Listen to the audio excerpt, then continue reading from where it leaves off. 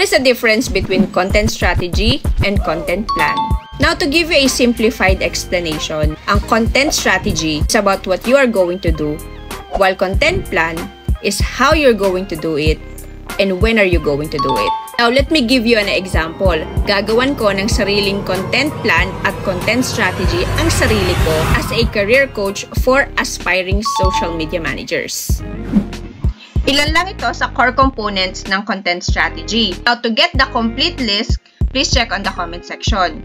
For my target audience as a career coach para sa mga social media managers, ang target audience ko ay yung mga traditional workers ng merong corporate job o merong 9-to-5 jobs, yung full-time, mga stay-at-home mom and dads, ang gustong kumita kahit nasa bahay lang, mga fresh graduates, hindi pa nakakahanap ng trabaho nila. Ang goal ko ay to sell online course. Tapos yung brand positioning ko naman, supportive, knowledgeable, and results-oriented career coach and focus on practical actionable advice for landing social media clients. Ang content pillars ko naman ay tungkol sa social media management strategies, paano makakakuha ng client, interview tips and mga secrets or yung mga hacks, at kung paano yung tamang content creation.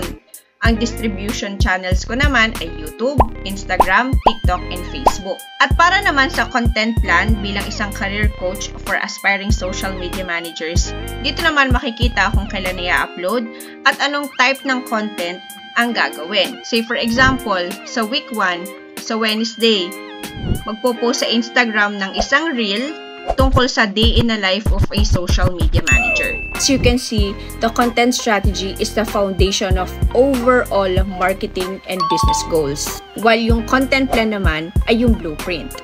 To help you get started, I've created a free content strategy template na pwede mong ma-download sa aking bio o sa comment section below.